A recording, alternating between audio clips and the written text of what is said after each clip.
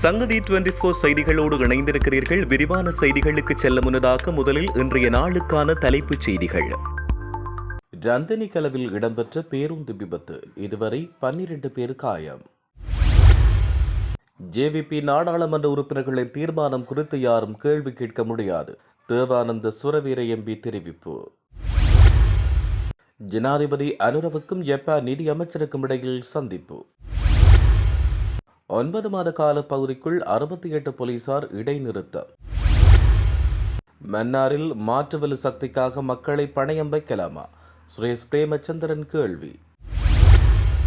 கொழும்பில் பரபரப்பு, பையொன்றில் இருந்து கைக்குண்டுகள் மீட்பு. ஹெரோயினுடன் சிக்கிய காவல்துறை அதிகாரி. தமிழ் தொழிலதிபரை மிரட்டி பணம் பறிப்பு, சம்பத் மனம்பேரிக்கு எதிராக பிடியாணை பிறப்பிப்பு. யாழ்ப்பாணத்தில் 3 இந்தியர்கள் அதிரடியாக கைது. தொடர்பான விரிவான செய்திகள். ரந்தனிகல அருகில் ஏற்பட்ட பேருந்து விபத்தொன்றில் 12 பேர் காயமடைந்து சிகிச்சை பெற்று வருகின்றனர். இந்த சம்பவம் ரந்தனிகல அருகில் 36 மற்றும் 37வது மைஸ்போர்ட் இடையே இடம்பெற்றுள்ளது. அதன்போது ஆடை தொழிற்சாலை ஒன்றின் ஊழியர்களை ஏற்றிச் சென்ற தனியார் பேருந்தொன்றே விபத்துக்குள்ளாகியது. பேருந்தில் ஏற்பட்ட திடீர் இயந்திர கோளாறு விபத்துக்கு காரணம் என்று தெரிய வந்துள்ளது. இந்த பேருந்து பாதையின் வளைவொன்றில் போடப்பட்டிருந்த கல்வரிசையின் மீது மோதி விபத்துக்குள்ளானது. விபத்தின் காரணமாக பேருந்தில் பயணித்த 12 பேர் காயமடைந்த நிலையில் சிகிச்சைக்காக கந்தக்கெட்டிய மருத்துவமனைக்கு கொண்டு செல்லப்பட்டுள்ளனர். நாடாளுமன்ற உறுப்பினர்களுக்கான சம்பளம் கொடுப்பனவுகளை கட்சியின் பொது நிதியில் வைப்பிலிடும் ஜேவிபி நாடாளுமன்ற உறுப்பினர்களின் தீர்மானம் குறித்து யாரும் கேள்வி எழுப்ப முடியாது என தேவானந்த சுரவீர தெரிவித்தார். இது தொடர்பில் கருத்து வெளியிட்ட அவர், ஜேவிபி கட்சி சாரும் மக்கள் பிரதிநிதிகளின் சம்பளம் உள்ளிட்ட கொடுப்பனவுகள் கட்சியின் பொது நிதியில் வரவு வைக்கப்பட்டு பொது வேலைக்கு பயன்படுத்தப்படுகிறது. எங்களுக்கு கிடைத்துள்ள நாடாளுமன்ற உறுப்பினர் பதவி எங்களுக்கானது அல்ல, பொதுமக்களுக்கானது. அந்த வகையில் பொது வேலை திட்டங்களுக்காக நாங்கள் சுய விருப்பத்துடன் எங்களுக்கான சம்பளம் உள்ளிட்ட கொடுப்பனவுகளை கட்சி நிதியில் வைப்பு செய்கிறோம். அதை யாரும் கேள்விக்குட்படுத்தவோ சவாலுக்கு உட்படுத்தவோ முடியாது. இந்த விடயம் தொடர்பில் வெளியிடும் தவறான கருத்துக்கள் மற்றும் பிரச்சாரங்கள் மூலம் எங்கள் பயணத்துக்கு இடையூறு செய்ய முடியாது, தடுக்கவும் முடியாது என்று அவர் தொடர்ந்து குறிப்பிட்டார். ஜப்பானுக்கு உத்தியோகபூர்வ விஜயம் மேற்கொண்ட ஜனாதிபதி அனுரகுமார திசாநாயக்கவுக்கும் ஜப்பான் நிதியமைச்சர் கதோ கசுனொபுவுக்கும் இடையில் கலந்துரையாடல் ஒன்று இடம்பெற்றது. இந்த கலந்துரையாடல் நேற்று டோக்கியோவில் உள்ள இம்பீரியல் விடுதியில் இடம்பெற்றது. இதன்பொழுது இரு நாடுகளுக்கும் இடையிலான வர்த்தக, முதலீடு மற்றும் பொருளாதார ஒத்துழைப்பை மேம்படுத்தல் தொடர்பில் கலந்துரையாடப்பட்டது. அத்துடன் ஜப்பான் உதவி ஒத்துழைப்பின் கீழ் தற்போது செயற்படுத்த எதிர்பார்க்கப்படும் புதிய திட்டங்கள் குறித்து கவனம் செலுத்தப்பட்டுள்ளது. வெளிநாட்டு அலுவல்கள், வெளிநாட்டு வேலைவாய்ப்பு மற்றும் சுற்றுலாத்துறை அமைச்சர் விஜித கேரத், டிஜிட்டல் பொருளாதாரம் தொடர்பான ஜனாதிபதியின் சிரேஷ்ட ஆலோசகர் கலாநிதி ஹன்ஸ் விஜயசூரிய, ஜனாதிபதியின் சிரேஷ்ட பொருளாதார ஆலோசகர் துமிந்த ஹலங்கமுவ, ஜப்பானுக்கான இலங்கை தூதுவர் பேராசிரியர் பிபுத்துரை ஜனகுமாரசிங்க மற்றும் வெளிநாட்டு அலுவல்கள் அமைச்சின் சிரேஷ்ட அதிகாரிகள் பலரும் இந்த நிகழ்வில் கலந்து கொண்டனர். 9 மாத காலப்பகுதிக்குள் 68 போலீஸ் உத்தியோகத்தர்கள் போதைப் பழக்கம் காரணமாக சேவையிலிருந்து இடைநிறுத்தப்பட்டுள்ளதாக அறிவிக்கப்பட்டுள்ளது. கண்டியில் இடம்பெற்ற போதைப்பொருள் பழக்கத்துக்கு அடிமையானவர்களுக்கு மறுவாழ்வு அளிக்கும் நிலையம் ஒன்றுக்கான அடிக்கல் நாட்டு விழாவில் கலந்து கொண்டு கருத்து வெளியிட்ட போது பொதுமக்கள் பாதுகாப்பு அமைச்சர் ஆனந்த விஜயபால இவ்வாறு தெரிவித்தார். அவர் தொடர்ந்து தெரிவிக்கையில், புதிதாக போலீஸ் திணைக்களத்தில் அழைத்துக் கொள்ளப்பட்டவர்களில் 20% போதைப் பழக்கத்துக்கு அடிமையானவர்கள் என்று தெரிவித்துள்ளார்.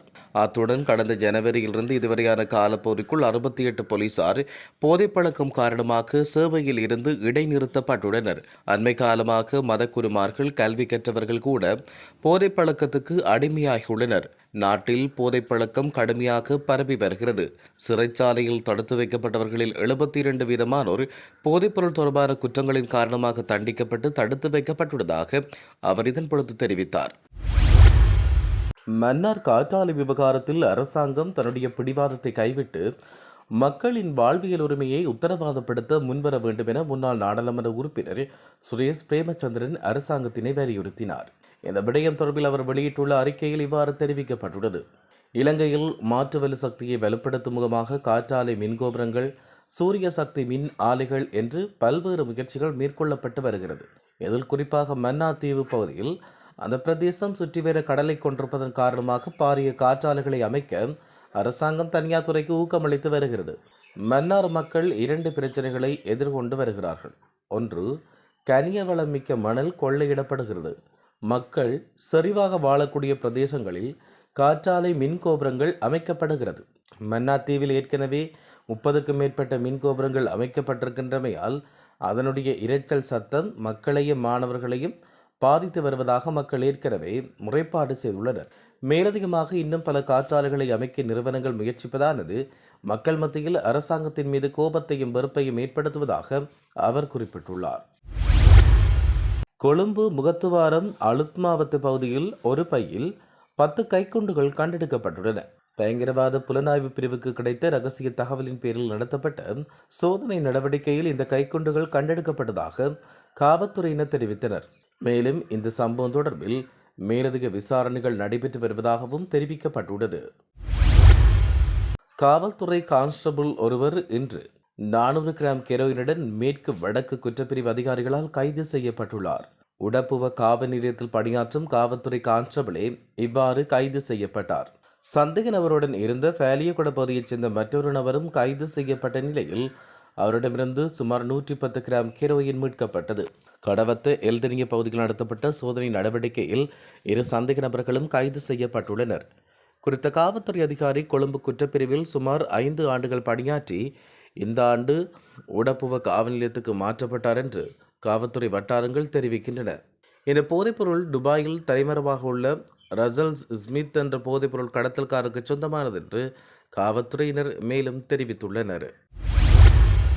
16 வருடங்களுக்கு முன்னர் தொழிலதிபர் ஒருவரை மிரட்டி அரிசி பார உறுதியை கொள்ளையடித்ததாக குற்றம் சாட்டப்பட்ட முன்னாள் உள்ளூராட்சி மன்ற உறுப்பினர் சம்பத் மனம்பேரியை உடனடியாக கைது செய்து முற்படுத்த உத்தரவிட்ட கொழும்பு உயர்நீதிமன்ற நீதிபதி ரஷாந்த கொடபெல இன்று அதற்கான பிடியாணையை பிறப்பித்தார்.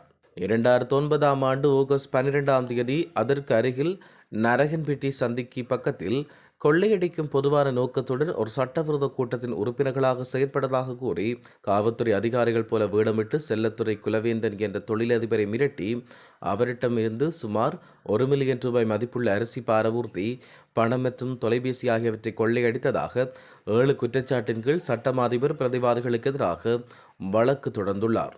சம்பத் மனம்பேரி மற்றும் நிரஞ்சன் பெரேரா ஆகியோரை தவிர மேலும் 4 பிரதிவாதிகள் மீது சட்டமா அதிபர் வழக்கு தொடர்ந்துள்ளார். வழக்கு விசாரணைக்கு எடுத்துக் கொள்ளப்பட்ட போது பிரதிவாதி சம்பத் மனம்பேரி சார்பில் முன்னிலையான வழக்கறிஞர் கல்வ பெரேரா தன்னுடைய கட்சிக்காரர் தற்போது வேறொரு வழக்கு தொடர்பில் விளக்கமறியலில் உள்ளதாகவும் இன்று நீதிமன்றத்தில் முன்னிலையாக முடியாது என்றும் தெரிவித்தார். குறிப்பாக 4வது பிரதிவாதியான நிரஞ்சன் பெரேரா சார்பில் முன்னிலையான வழக்கறிஞர் ராகுல் ஜெயதிலக தன்னுடைய கட்சிக்காரர் ஐஸ் போதைப் பொருளை வைத்திருந்ததற்காக மாத்தறை நீதவான் நீதிமன்றத்தால் காவலில் வைக்கப்பட்டுள்ளதாக தெரிவித்தார். முன்வைக்கப்பட்ட உண்மைகளை கருத்தில் கொண்டு தொடர்புடைய உத்தரவுகளை பிறப்பித்த நீதிபதி குற்றம் சாட்டப்பட்டவர்களை நீதிமன்றில் முற்படுத்துமாறு சிறைச்சாலை அத்தியட்சருக்கு உத்தரவிட்டு வழக்கை மீண்டும் விசாரணை செய்யவும் உத்தரவிட்டார். யாழ்ப்பாணத்தில் சுற்றுலா விசா மூலம் இலங்கைக்கு வந்த இந்தியர்கள் 3 கைது செய்யப்பட்டுள்ளனர். பருத்தித்துறை தும்பளை வீதியில் சட்டவிரோத ஜோதிட நிலையம் அமைத்து இயங்கி வந்த நிலையில் அவர்கள் கைது செய்யப்பட்டனர். இந்தியா பெங்களூரு வாசிகள் 3 இவ்வாறு கைது செய்யப்பட்டுள்ளதாக தெரிவிக்கப்பட்டுள்ளது. இது தொடர்பில் மேலும் தெரிய வருகையில் இந்த விடயத்தை தும்பளை பிரதேச கிராம அலுவலர் பருத்தித்துறை நகரசபை தவிசாளரின் கவனத்திற்கு கொண்டு சென்றுள்ளார். இதையடுத்து இதுகுறித்து நேற்று முன்தினம் பருத்தித்துறை நகர பிதா நேரில் சென்று அவதானித்து குறித்த இந்தியர்களை வெளியேறுமாறும் அறிவுறுத்தல் விடுத்துள்ளார். இருப்பினும் நேற்று ஜோதிட நிலையம் இயங்கி வந்ததை அடுத்து நகரபிதா வின்சென்ட் டி டக்ளஸ் போல் பருத்தித்துறை காவல்துறைக்கு தகவல் வழங்கியுள்ளார். இதனையடுத்து சம்பவ இடத்துக்கு விரைந்த காவல்துறையினர் இந்திய பிரஜைகளின் கடவுச்சீட்டை பரிசோதனை செய்தபோது இந்த 3 சுற்றுலா விசாவில் நாட்டுக்கு வந்துள்ளமை தெரிய வந்துள்ளது. இதையடுத்து சட்டவிரோத ஜோதிட நிலையம் அமைத்து இயங்கி வந்த 3 இந்திய பிரஜைகளையும் காவல்துறை கைது செய்துள்ளமை குறிப்பிடத்தக்கது. இத்துடன் செய்திகள் யாவும் நிறைவு பெறுகின்றன. மேலதிக செய்திகளுக்காக சங்கதி 24.com உடன் இணைந்திருங்கள். வணக்கம்.